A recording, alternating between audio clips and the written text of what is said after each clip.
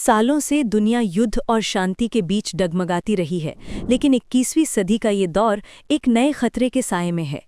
रूस और यूक्रेन के बीच चल रही जंग अब उस मोड़ पर पहुंच गई है जहां शब्दों से ज्यादा हथियार बोल रहे हैं, और इन हथियारों में सबसे खतरनाक नाम सामने आया है परमाणु हथियार। हाल ही में रूस के राष्ट्रपति व्लादिमीर पुतिन ने एक चेतावनी दी जिसने पूरे विश्व को हिलाकर रख दिया। उनका कहना है कि अगर यूक्रेन ने रूस के कब्जे वाले परमाणु संयंत्रों के आसपास हमला किया तो रूस भी जवाबी कार्यवाही में परमाणु संयंत्रों को निशाना बना सकता है। इस चेतावनी के केंद्र में है ज़ापोरिज़िया न्यूक्लियर पावर प्लांट, जो यूरोप का सबसे बड़ा परमाणु बिजली घर है। ये संयंत्र रूस और यूक्रेन की जंग के बीच एक खतरनाक जाल में फंसा हुआ है। पिछले कई महीनों से इस प्लांट की सुरक्षा पर सवाल उठते रहे हैं। बार बार खबरें आईं कि ये प्लांट बाहरी बिजली सप्लाई से कट गया और आपातकालीन डीजल जनरेटरों पर चल रहा है। ऐसी स्थिति में जरा सा हादसा, एक छोटा सा विस्फोट या मिसाइल का टकराना पूरे यूरोप को एक नए चेरनोबिल में बदल सकता है। पुतिन के इस बयान ने न सिर्फ यूक्रेन बल्कि पूरी दुनिया को हिलाकर रख दिया है। अंतर्राष्ट्रीय राजनीति में इसकी गूंज अमेरिका से लेकर एशिया तक सुनाई दे रही है। यूरोप के कई देश जो पहले से ही ऊर्जा संकट और सुरक्षा की चिंता से जूझ रहे हैं, अब इस बात से और भी चिंतित हो गए हैं कि कहीं ये जंग परमाणु तबाही का रूप न ले ले। नाटो ने रूस को चेताया है कि किसी भी परमाणु खतरे को हल्के में नहीं लिया जाएगा।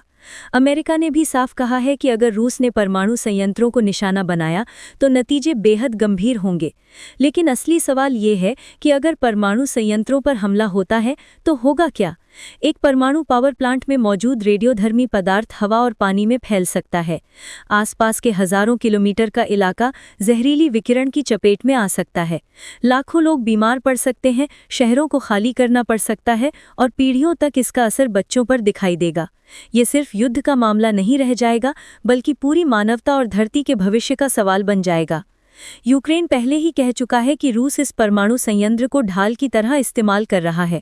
उनका आरोप है कि रूस अपने हथियार और सैनिक वहां छिपा रहा है ताकि यूक्रेन हमला न कर पाए। दूसरी तरफ रूस का कहना है कि यूक्रेन खुद इस संयंत्र को निशाना बना रहा है ताकि रूस को बदनाम किया जा सके।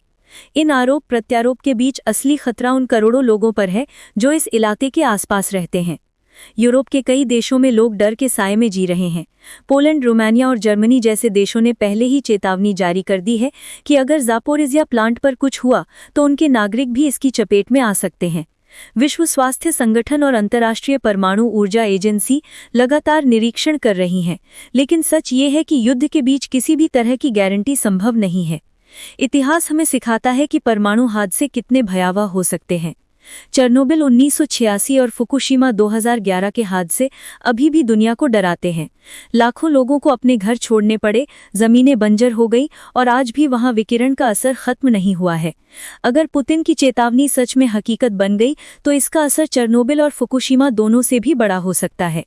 सवाल ये है कि क्या दुनिया इस खतरे को रोक पाएगी? अंतर्राष्ट्रीय समुदाय अब कोशिश कर रहा है कि किसी तरह रूस और यूक्रेन को बातचीत की मेज पर लाया जाए, लेकिन जंग की आग इतनी गहरी है कि हर समझौता टूट जाता है।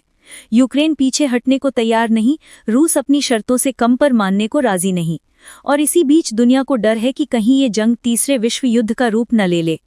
परमाणु हथियार सिर्फ युद्ध का औजार नहीं है, बल्कि वे मानवता के विनाश की घंटी हैं। आज अगर ये खतरा सच हो गया तो ये सिर्फ यूक्रेन और रूस का मसला नहीं रह जाएगा। इसका असर एशिया, अफ्रीका, अमेरिका, हर जगह महसूस होगा। हवा सीमाओं में बंधी नहीं होती, ना ही विकिरण पासपोर्ट लेकर आता है। ये फैलता है बिना देखे कि कौन किस देश का है। फिलहाल पूरी दुनिया पुतिन के अगले कदम की ओर टकटकी लगाए बैठी है। सवाल यही है कि क्या ये चेतावनी सिर्फ धमकी है या सच में आने वाले समय का काला सच? क्या कूटनीति इस आग को बुझा पाएगी या दुनिया एक नए अंधकार में डूब जाएगी? इतिहास गवाह है, हर युद्ध के बाद इंसानियत को भारी कीमत चुकानी पड़ी है, लेकिन अगर इस बार परमाणु संयंत्रों को निशाना बनाया गया तो ये कीमत शायद इंसानियत बर्दाश्त ही न कर पाए।